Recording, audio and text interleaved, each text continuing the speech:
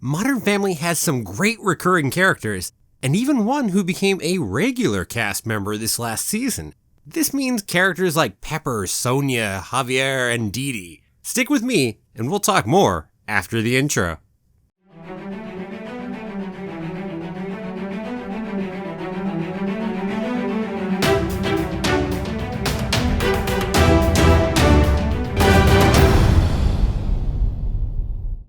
Well, hello there. My name's Jeremy and welcome back to Freeform Disney, where I talk about all aspects of Disney, from the animated movies to the theme parks to Star Wars, Marvel, and Pixar, and the TV shows, and everything else in between. And that is why it's Freeform. And keep coming back every day for new daily content. If you're not subscribed yet, don't forget to hit that subscribe button.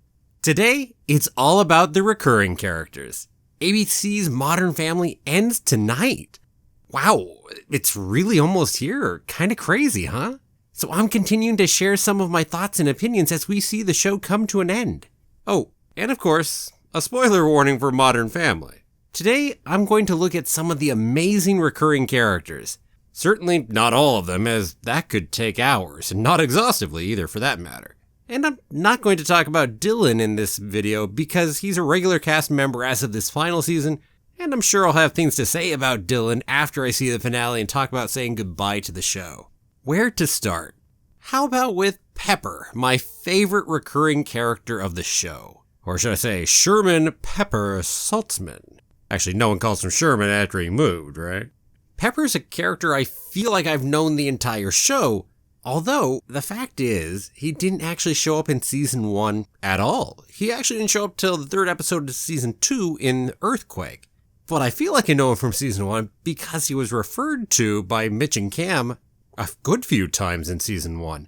And we've seen him a number of times over the years. So why is Pepper someone I would call my favorite recurring character? Pepper is somebody who's very much himself.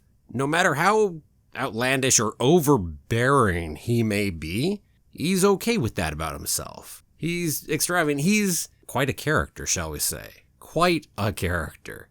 And it's always fun to have him show up, see his interactions with Mitch, see his interactions with Cam, or his interactions with Ronaldo, or lately, his interactions with Phil as Phil was working to find him a house. That was the last episode we saw him in. The one where we get that interesting little La La Land musical number between Phil and Pepper at the end of the episode. And it's that ability for Pepper to have these deep connections and deep impacts on the people around him, and yet have this front that he presents to everybody that would make you think he wouldn't be affected the way he is. That would make you think that he's on top of the world. This is true even in the very first time we see him in Earthquake.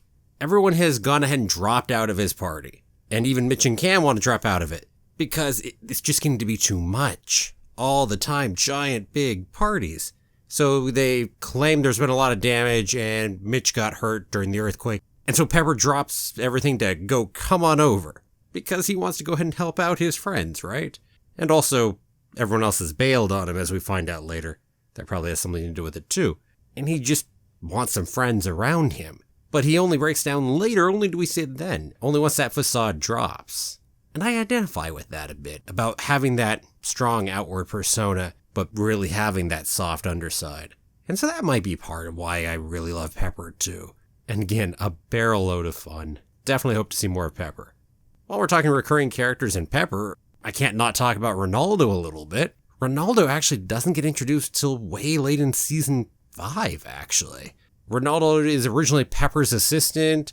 Then there's this whole crazy snafu about planning Mitch and Cam's wedding because Pepper has these ideas that may seem great to Pepper, but are not really what Mitch and Cam are after. But Ronaldo's got the ideas that they want. But really, all of this is other context for something going on between Ronaldo and Pepper, which is because Ronaldo actually has feelings for Pepper, and Pepper has been ignoring that because, well, I mean, he's been busy planning 53 different weddings, or 52? Something like that. And after this, they become boyfriend, and onward we go. And Ronaldo is an intriguing balance to Pepper, where Pepper is this overbearing, high-maintenance character. That's not Ronaldo. Ronaldo is the one who actually has everything truly in control and actually has to take care of other issues. He's the one who, when it comes to the actual weddings, is the one on the microphone, calmly making sure everything actually happens according to plan.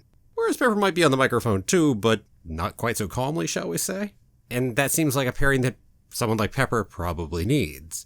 We never got to know Ronaldo as much as I would like. Who knows, maybe we'll get a spin-off show that has Pepper and Ronaldo in it more. Maybe it'll focus on Mitch and Cam and with Pepper and Ronaldo as another major force. That could be fun. I'm going to stay on this whole Mitch Cam train for a little bit longer. Pam Tucker. Pam Tucker's an interesting recurring character. I both love her and hate her at times. She definitely fits as a potential sister to Cam. I think the show goes overboard sometimes, but I love her as a character as well at the same time.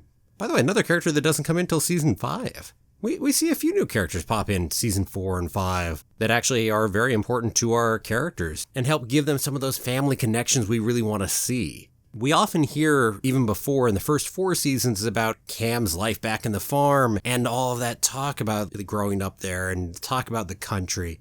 But until season 5, we never got to meet his sister. And then she's actually been a character we've seen a good few times since. Even all the way up until last season, season 10, which is the last time we saw her currently. Here's hoping we see her in the finale tonight. Last time, though, Mitch and her didn't exactly get on the same page there, as Mitch was actually trying to keep her in prison.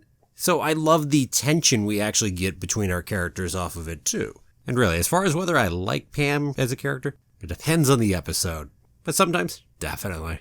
It's really nice to see somebody who really comes from that same background as Cam and can hold up at that same level. One more for Mitch and Cam, as far as friends, and then we'll talk about some other recurring characters. So how about Sal? Now, Sal just kind of disappeared off the map. I had to look it up, but she hasn't been in the show since season 8. Not sure why. I'm not sure if that's about the actor or something else. Don't know. Have to look it up to figure that one out.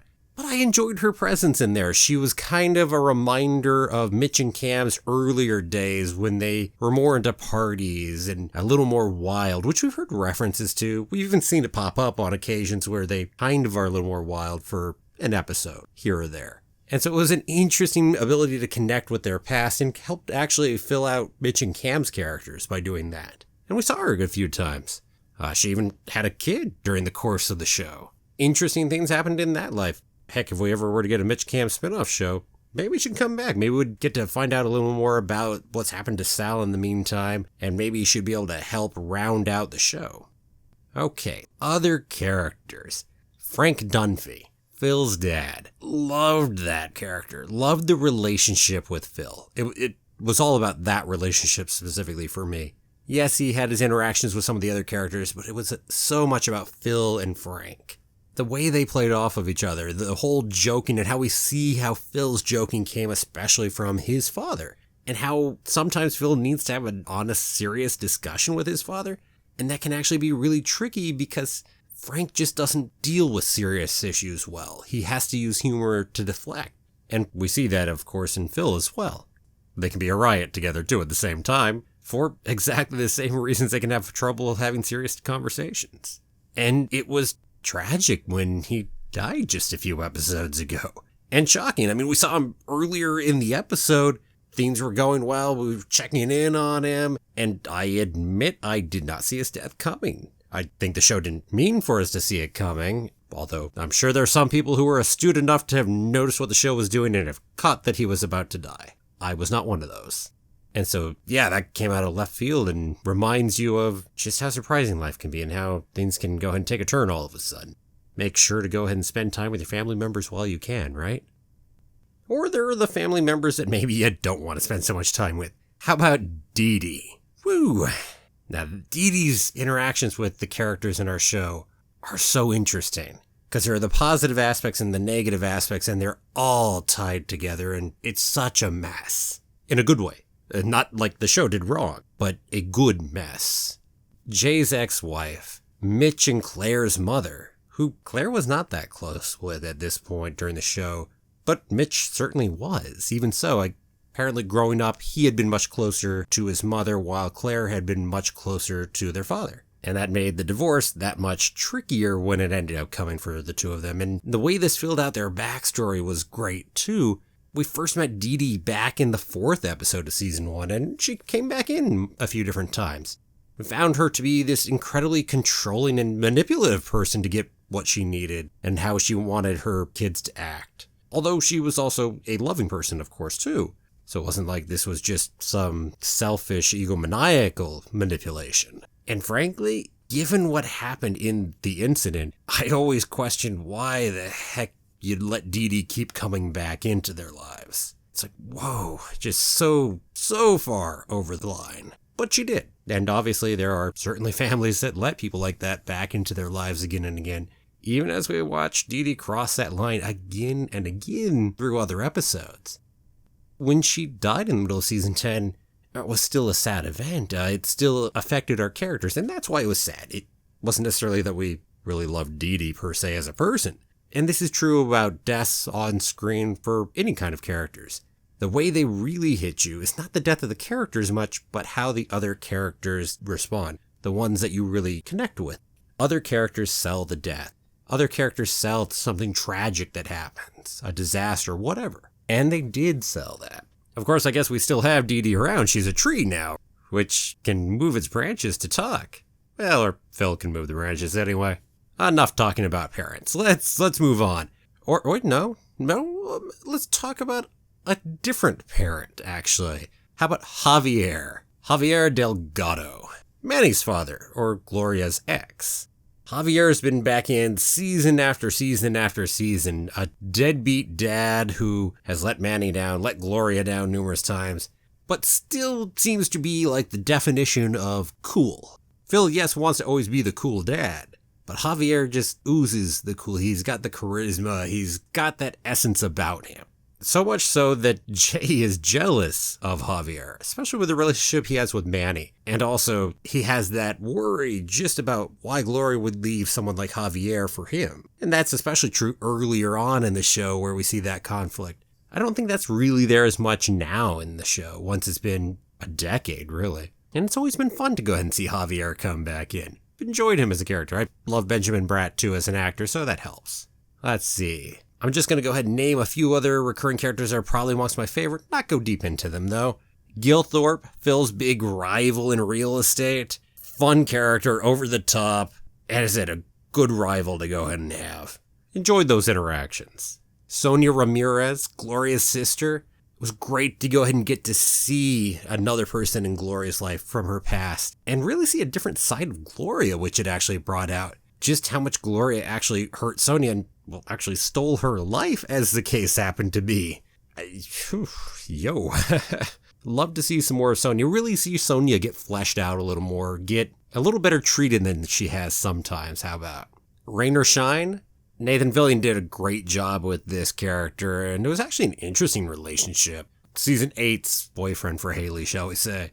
And Phil's interactions with Rain or Shine, and this whole weird triangle of connections between Rain or Shine, between Haley and between Phil, made for an interesting set of dynamics and was really fun to watch, actually, in Season 8. And while we're at it, Dr. Arvin Fennerman, who actually was another person who dated Haley for a bit, and Alex's professor at Caltech, who I imagine in the finale that Alex is going to go work for. It's a guess. We'll see if I'm right or wrong on that. Certainly, we set it up to look like that's probably going to happen.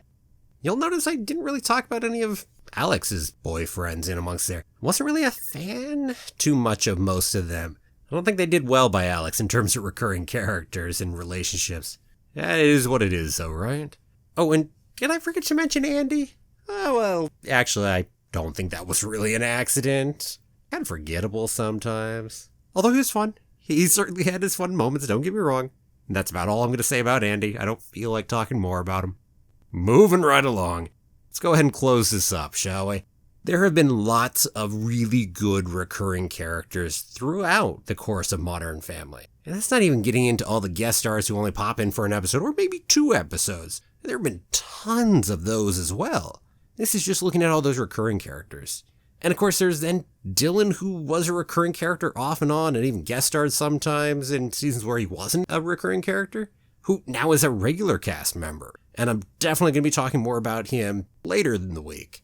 But there's some great recurring characters here who have really added dimension to our characters, really help flesh out their lives, flesh out their relationships, give us a better idea of who they are, as well as recurring characters that are quite interesting on their own merits, we actually got to see develop a little bit. Although in almost every case, I would love to know more about those recurring characters, have them fleshed out more. And who knows, maybe in a revival or a spin-off or whatever might happen for Modern Family next. We don't know, no one's said anything yet for sure. And I'm sure the current world situation with the pandemic makes all of those plans a little more up in the air than they might be otherwise. But who knows, maybe we will get to know some of these characters better. Here's hoping. So those are some of my favorite recurring characters. What about you? Who's your favorite recurring character? Is there any moment for the character that just really stands out for you? Let me know down below. Thanks for watching. If you like the video, please give it a like, share it with your friends. I still have a couple more Modern Family videos coming out this week. Come back tomorrow for another new one. And if you haven't done it yet, click the subscribe button and ring that bell. Have a magical day, and may the force be with you always.